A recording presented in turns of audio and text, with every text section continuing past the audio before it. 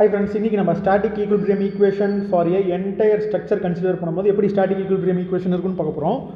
ஓகேவா? ஃபர்ஸ்ட் வந்து for pin jointed plane frame, பிளெயின்னா 2D frame, pin jointed 2D ஃப்ரேமுக்கு எப்படி static equilibrium equation, number of equilibrium equation எப்படி இருக்குன்னா 3 இருக்கும். ஓகே, ஏன்னா பிளெயின் டூ டைமென்ஷனல் இப்படி தான் இருக்கும். Pin jointed plane frame 2 dimensional diagram இப்படி தான் இருக்கும்.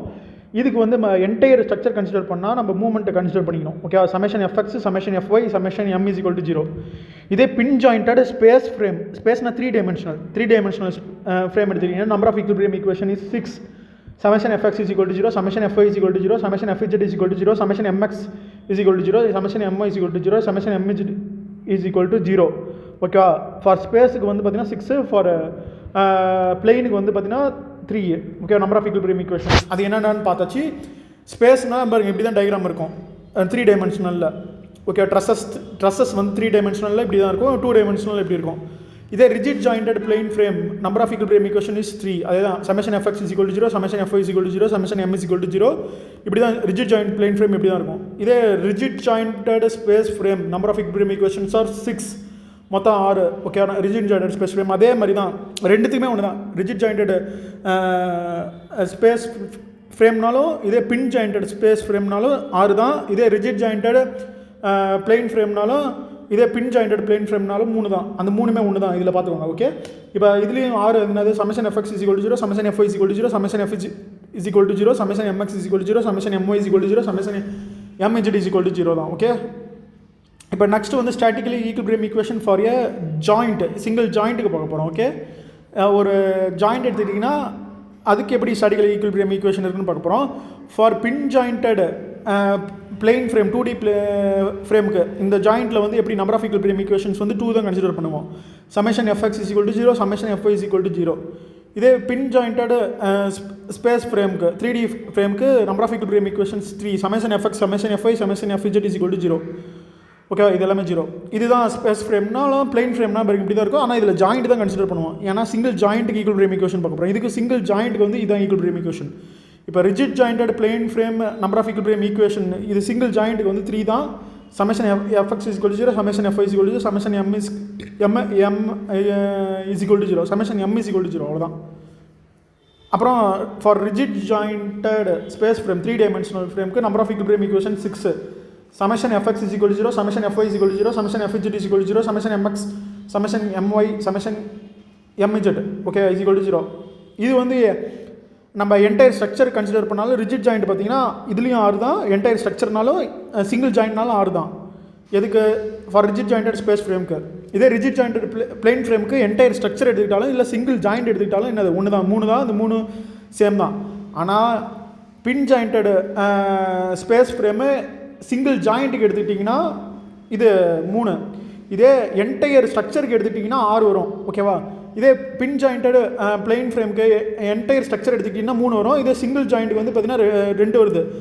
இது 2 மட்டும் தான் மாறுது. ஓகேவா? சிங்கிள் ஜாயிண்ட்டை பொறுத்த வரையும் இது 2 ஏன் மாறுதுன்னா இதில் மூவ்மெண்ட் எடுத்துக்க மாட்டோம். Movement is not consider in this 2. அது என்ன காரணம்னா பாருங்க, அதை தான் சொல்லியிருப்பேன். In pin jointed frame if I talk about entire structure we consider movement equilibrium equation. But if I talk about joint, single ஜாயிண்ட்டில் பேசிகிட்டு இருக்கும்போது நம்ம மூவ்மெண்ட்டை கன்சிடர் பண்ணியிருக்க மாட்டோம். அது ஏன்னா இப்போ எக்ஸாம்பிள் நான் ஒரு ட்ரெஸ் எடுத்துக்கிட்டேன். இதில் 10 kN லோட் ஆக்ட் ஆகுது பாயிண்ட் சியில். இப்போ வந்து ஏபி சப்போர்ட் ரியாக்ஷன் கொடுத்துட்டேன். இப்போ வந்து ஆர்பி வந்து கண்டுபிடிக்கணும்னா என்ன பண்ணணும், மூமெண்ட்டை எடுக்கணும். எதுக்கு, எதை பொறுத்து மூமெண்ட் எடுக்கணும், ஏ பாயிண்ட்டை பொறுத்து மூமெண்ட் எடுத்தால் உங்களுக்கு ஆர்பி கண்டுபிடிச்சிடலாம். உங்களுக்கு அது தெரியும்.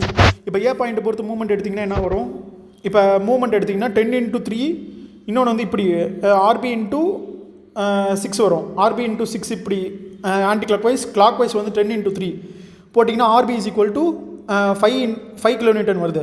இப்போ ஆர்பி கண்டுபிடிக்கிறதுக்கு நீங்கள் என்ன ஈக்குவேஷன் யூஸ் பண்ணீங்க, மூமெண்ட் ஈக்குலிபிரியம் ஈக்குவேஷன் யூஸ் பண்ணீங்க. வெர்டிக்கல் ரியாக்ஷனை கண்டுபிடிக்க நீங்கள் மூமெண்ட் ஈக்குலிபிரியம் ஈக்குவேஷன் இதில் யூஸ் பண்ணியிருக்கீங்க. அப்போ if I talk about entire structure, இப்போ சப்போர்ட் ரியாக்ஷன் எல்லாத்தையுமே என்டையர் ஸ்ட்ரக்சர் தான் கன்சிடர் பண்ணுறோம். இதில் வந்து if I talk about entire structure moment equilibrium equation is consider. அதனால தான் நம்ம அதில் ஸ்ட்ரக்சர் என்டையர் ஸ்ட்ரக்சரில் மூமெண்ட் ஈக்குலிபிரியம் ஈக்குவேஷன் எல்லாத்துலையும் கன்சிடர் பண்ணியிருப்போம். இதுதான் காரணம். ஓகேவா? இன்னொன்று காரணமும் இருக்குது. இப்போ இந்த இடத்துல இருக்கிற இப்போ ட்ரஸ்ஸில் எப்போயுமே என்ன, ட்ரஸ்ஸில் அசம்ஷன் இருக்குது, நம்ம member is subject to only axial force மட்டும் தான் ட்ரஸ்ஸில் வந்து ஆக்ட் ஆகும். அப்போ இந்த இடத்துல வந்து கரெக்டாக இந்த பாயிண்டில் ஆக்சுவல் ஃபோர்ஸ் இந்த டேரக்ஷனில் ஆக்ட் ஆகுதுன்னு வச்சுக்கோங்க. இந்த பாயிண்ட் ஏக்கு வந்து பார்த்திங்கன்னா இந்த line of action of this axial forces வந்து என்ன கிரியேட் பண்ணால் மூவ்மெண்ட் கிரியேட் பண்ணும். அதுதான் இங்கே எழுதிப்பேன். Line of action of this axial forces create the movement at A. இந்த பாயிண்ட்டுக்கு மூவ்மெண்ட் கிரியேட் பண்ணும்.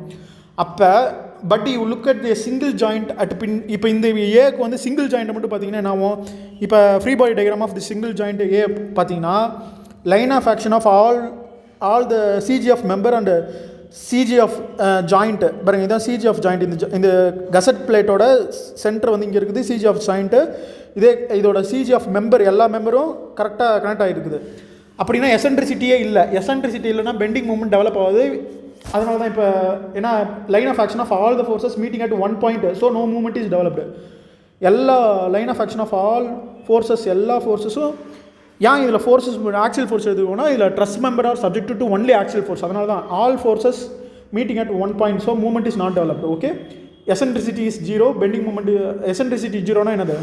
பெண்டிங் மூவ்மெண்ட் ஜீரோன்னு அர்த்தம். ஓகே, அப்போ summation movement equilibrium equation is not considered. That's why. Okay, ஆனால் ப்ராக்டிக்கலாக அப்படி இருக்காது. ப்ராக்டிக்கலாக எப்படி இருக்குன்னா மூவ்மெண்ட் equilibrium equation வந்து கன்சிடர் பண்ணியிருப்பாங்கன்னு நினைக்கிறேன். ஏன்னா இதில் வந்து பார்த்திங்கன்னா எசன்ட்ரிசிட்டி இருக்கும் ப்ராக்டிக்கலாக. ஓகேவா? ப்ராக்டிக்கலாக வந்து பார்த்திங்கன்னா மெம்பரோட சிஜியும் பிளேட்டோட சிஜியும் கொஞ்சம் எசன்ட்ரிசிட்டி இருக்கும். ஓகே, ஆனால் நம்ம அசியூம் பண்ணிக்கிறோம். என்ன அசியூம் பண்ணிக்கிறோம்? It is assumed that the centroid of the member must coincide with centroid of the ஜாயிண்ட்னு அசியூம் பண்ணிக்கிறோம். சென்ட்ராய்டு ஆஃப் த மெம்பரும் centroid of the joint coincide ஆகுதுன்னு நம்ம அசியூம் பண்ணிக்கிறோம். இப்போ இது மாதிரி அசியூம் பண்ணுறதுனால என்ன ஆகுது? அதில் பெண்டிங் மூவ்மெண்ட் டெவலப் ஆகுது. பெண்டிங் மூவ்மெண்ட் டெவலப் ஆகலைன்னா நம்ம அந்த ஜாயிண்ட்டை பொறுத்தவரையும் நம்ம என்ன எடுத்துக்க மாட்டோம்? Summation equilibrium movement equilibrium equation அதனால தான் கன்சிடர் பண்ண மாட்டோம். இப்போ எதனால் மூவ்மெண்ட் ஈக்குலிபிரியம் ஈக்குவேஷன் கன்சிடர் பண்ணல ஜாயிண்ட்டுக்கு, எதனால் என்டையர் ஸ்ட்ரக்சருக்கு வந்து பார்த்திங்கன்னா கன்சிடர் பண்ணுறாங்கன்னு உங்களுக்கு தெளிவாக புரிஞ்சிருக்கும்னு நினைக்கிறேன். ஓகே, இப்போ single pin joint alone cannot resist the movement. இப்போ சிங்கிள் பின் ஜாயிண்ட் வந்து மூவ்மெண்ட் ரெசிஸ்ட் பண்ணாது, but the entire structure as whole can resist the movement. அதனால தான் வந்து என்டையர் ஸ்ட்ரக்சர் வந்து பார்த்திங்கன்னா ரெசிஸ்ட் பண்ணும் மூவ்மெண்ட்டை. ஆனால் சிங்கிள் பின் ஜாயிண்ட் வந்து பார்த்திங்கன்னா ரெசிஸ்ட் பண்ணாது, அது ரொட்டேஷன் அலோவ் பண்ணிடும். இப்போ சிங்கிள் ஜாயிண்ட்டில் பின் jointed plane frame pin jointed space ஃப்ரேம்க்கு ஏன் மூவ்மெண்ட் கன்சிடர் பண்ணல? இதே என்டையர் ஸ்ட்ரக்சருக்கு வந்து பின் jointed plane frame pin jointed space ஃப்ரேம்க்கு ஏன் மூவ்மெண்ட் கன்சிடர் பண்ணுறோன்னு நான் இப்போ எக்ஸ்பிளைன் பண்ணால் உங்களுக்கு நல்லா புரிஞ்சிருக்கும்னு நினைக்கிறேன். ஓகே.